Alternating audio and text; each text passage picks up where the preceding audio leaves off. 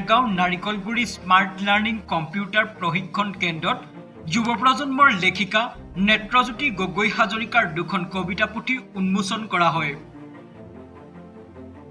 কবিতা পুথি দুখন ক্ৰমে আবেগেৰে নুজুখিবি পিতাই উন্মোচন কৰে বিশিষ্ট সাংবাদিক লেখিকা অনিমা দেৱীয়ে আৰু শিশু কবিতা সংকলন ৰামধেনুৰ উন্মোচন কৰে শিশু সাহিত্যিক অজিত চন্দ্ৰ বৰাই।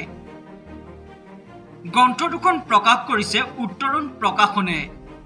এই উন্মোচনীয় অনুষ্ঠানত উপস্থিত থাকে বিশিষ্ট সাহিত্যিক ৰাজেন পূজাৰী, জ্যেষ্ঠ সাংবাদিক ৰাতুল চন্দ্ৰ বৰা, মানিক গগৈ, অখিল ভাৰতীয় পত্ৰকাৰ মহাসভাৰ উত্তৰ পূবৰ সম্পাদক সত্যজিৎ হাজৰিকা, অখিল ভাৰতীয় পত্ৰকাৰ মহাসভাৰ গোলাঘাট জিলাৰ সম্পাদক বিদ্যান বৰদলৈ, উত্তৰণ প্ৰকাশনৰ প্ৰকাশক জ্যোতি জৰ্ণাটন বৰা আদি বিশিষ্ট ব্যক্তিসকল। উল্লেখ্য যে কবি নেত্ৰজ্যোতি গগৈ হাজৰিকাৰ অনুভৱৰ দলিচা, ভালপোৱা মানে কি, বৰণীয়া আদি পুথিয়ে পাঠকৰ সমাজৰ মাজত প্ৰচুৰ জনপ্ৰিয়তা অৰ্জন কৰিবলৈ সক্ষম হৈছে। এই নৱতম গ্ৰন্থ দুখনকো পাঠকে আদৰি ল'ব বুলি অধিক আশাবাদী লেখিকা নেত্ৰজ্যোতি গগৈ হাজৰিকা। মোৰ মৰমৰ নামত তই নালাগে ভাঙিব কাঠিৰ ধন কেইটা, তোক জানো আনে তোৰ দুখৰ কাৰণ সোধে, নে নৰিয়াত পঢ়িলে আলপৈচান ধৰে। কিন্তু চাবি বিয়াৰ আঞ্জাখনত নিমখৰ পৰিমাণ কম বেছি হ'লেও তই সমাজৰ সাওপাত খাবি।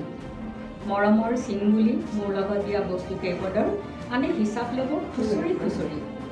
আৰু নতুন ঘৰখনত পাবলগীয়া জ্বালাবোৰ বা নকলোৱেই, কাম নজনা চাকৰি নথকা হাজাৰ যদি স্বাভিমান থকা নাৰীৰে এইটো মনৰ কথা এটা সমাজলৈ বাৰ্তা প্ৰেৰণ কৰিছে আৰু সমাজৰ বহু কথাটো এই কবিতাৰ মাজেৰে ফুটি উঠিছে।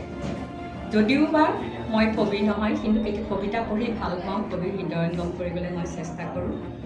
সেই তেনেকৈয়ে আচলতে অনুভৱখিনি প্ৰকাশ পাইছে। আৰু এটা কবিতা, আটাইখিনি কবিতাই ভাল হৈছে, কিন্তু কেইটামান কবিতা বৰ মন চুই গৈছে।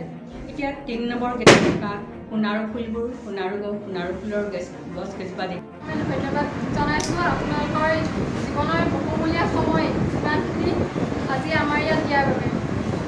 আৰু ধন্যবাদ জনাইছোঁ আপোনালোকক সেইকাৰণে যে ইমান সুন্দৰকৈ আপোনালোকে মন্তব্যবিলাক আগবঢ়াই মোক উৎসাহ জনাইছে আগলৈও এনেকৈ কবিতা বা অন্য কবিতা হওক বা অন্য পুথি প্ৰকাশ কৰিবৰ বাবে।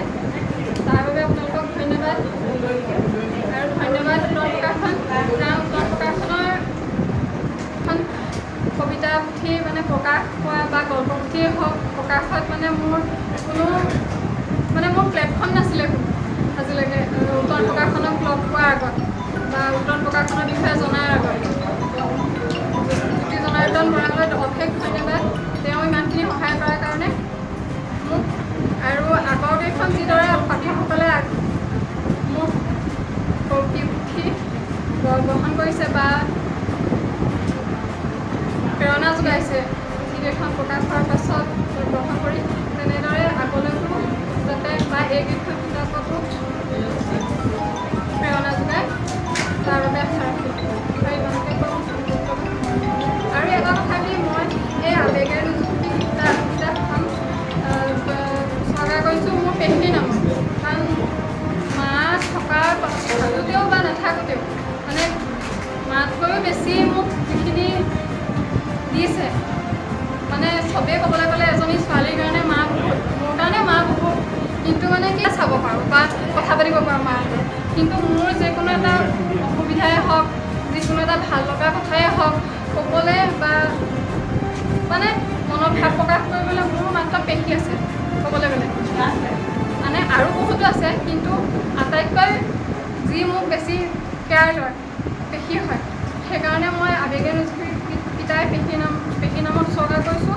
দেৰগাঁৱৰ পৰা চাহিল আহমেদৰ ৰিপৰ্ট, নিজা খবৰ। কাৰণ